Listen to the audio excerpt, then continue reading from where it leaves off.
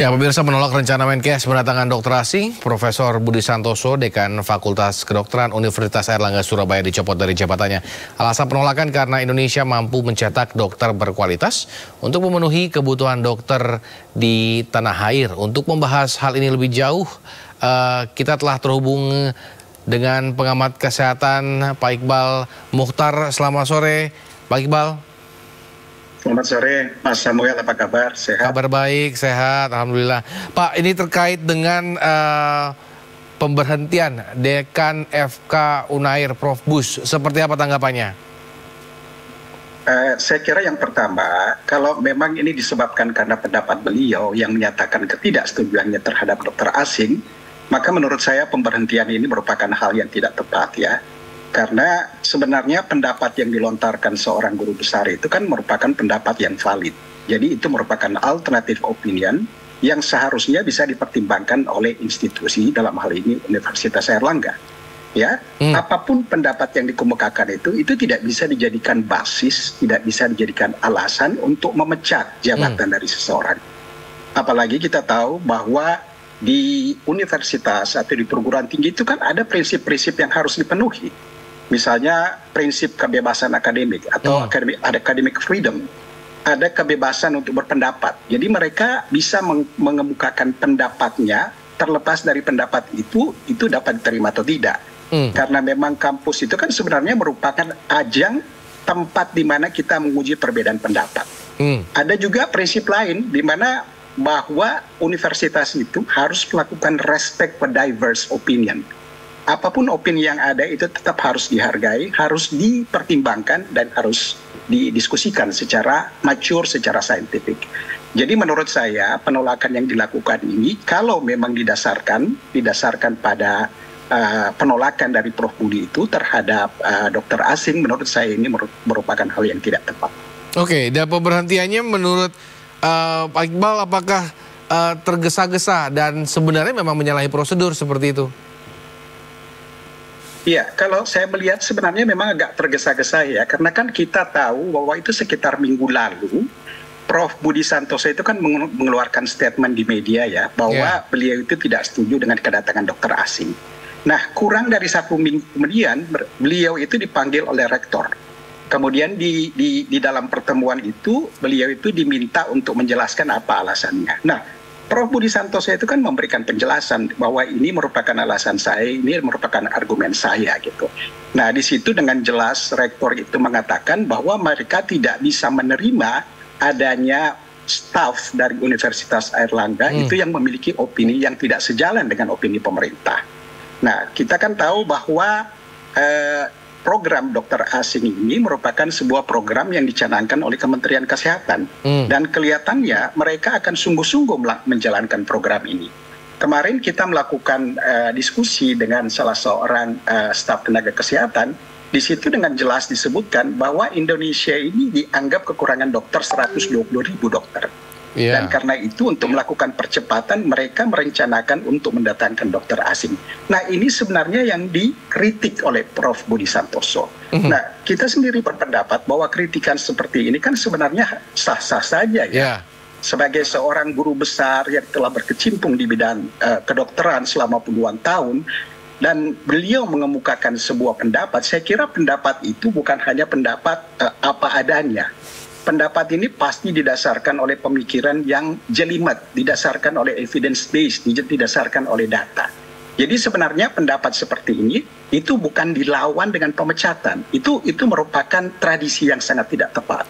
Pendapat seperti ini mestinya diberi ruang untuk berargumentasi. Mestinya rektor itu justru memberi kesempatan kepada Prof. Budi Santoso untuk menjelaskan narasinya itu. Apa landasannya, apa gagasannya, apa yang membuat dia berkata begitu, bukan lantas melakukan pemecatan. Betul. Tadi Pak Iqbal mengatakan data seperti itu, bahwa Prof. Bus ini tidak mungkin berbicara seperti itu ya asal bunyi lah seperti itu, harus ada data. Tapi sebenarnya datanya tuh seperti apa sih Pak Iqbal? Apakah memang Indonesia kekurangan dokter seperti itu? Dan apakah memang program dokter asing ini benar adanya atau seperti yang dikatakan Kemenkes bahwa dokter yang di Medan itu hanya diperbantukan seperti itu?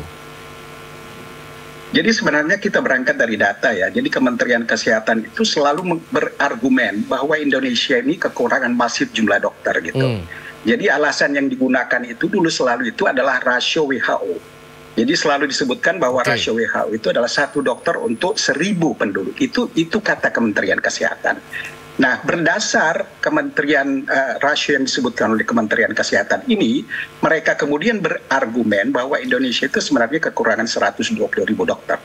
Pertanyaan pertama yang muncul, apakah memang rasio ini merupakan rasio yang valid? Karena sepanjang yang kita tahu, WHO itu tidak pernah mengeluarkan rasio standar berapa jumlah dokter yang ada. Itu tidak pernah.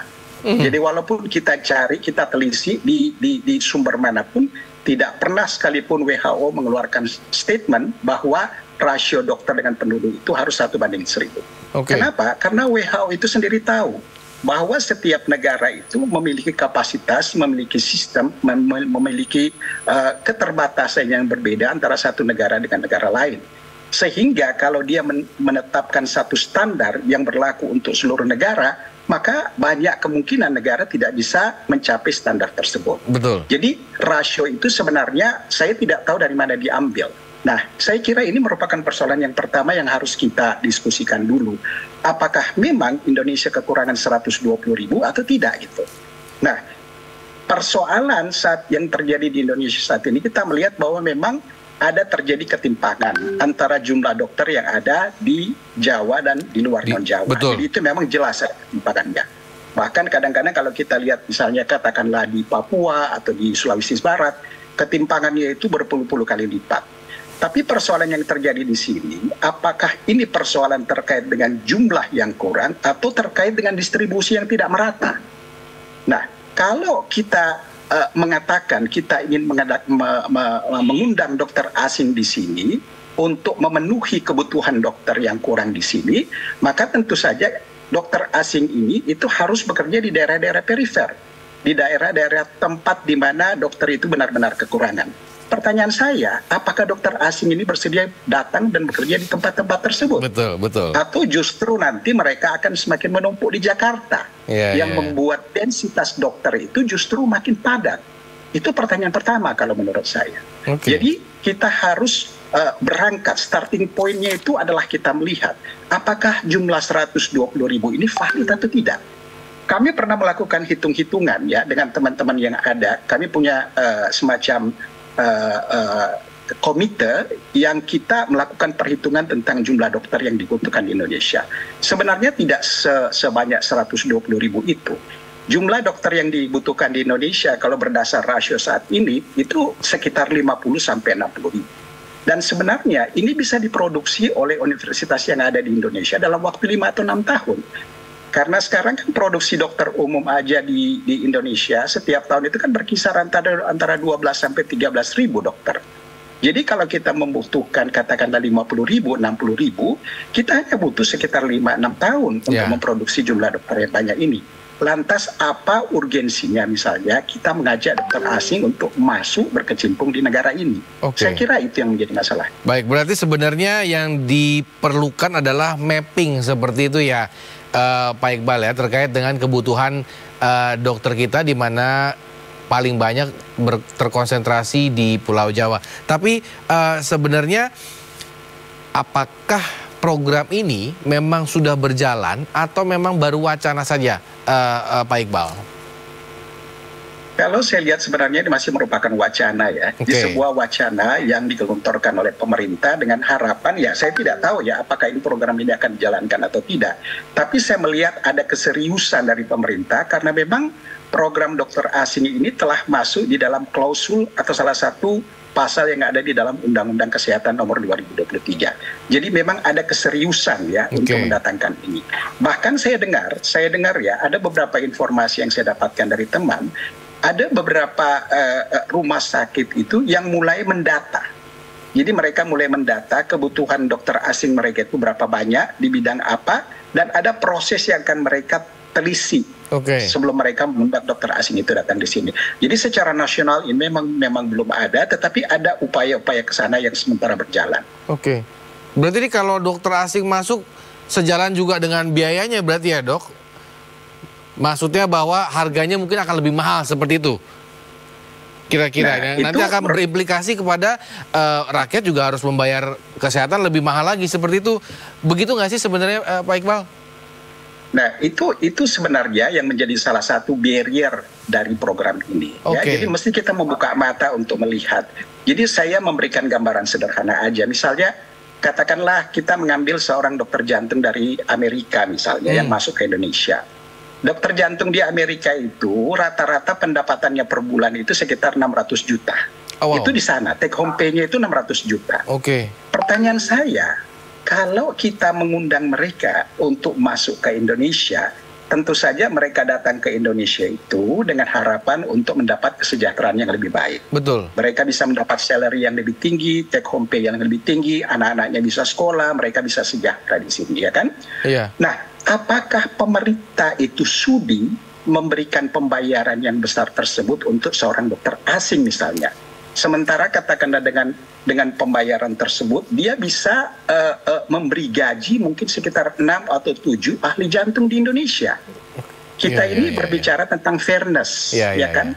Kalau dia datang sebagai seorang kardiolog masuk di Indonesia, katakanlah dengan gaji 600-700 juta, apa urgensinya kita mengundang mereka, sementara dengan salary yang sebesar itu, kita bisa menggunakan 6 atau 7 dokter kardiologi yang ada di Indonesia. Itu pertanyaannya kalau menurut saya. Kita belum bicara lagi terkait dengan kemampuan, terkait dengan kompetensi, terkait dengan social culture mereka, terkait dengan bahasa.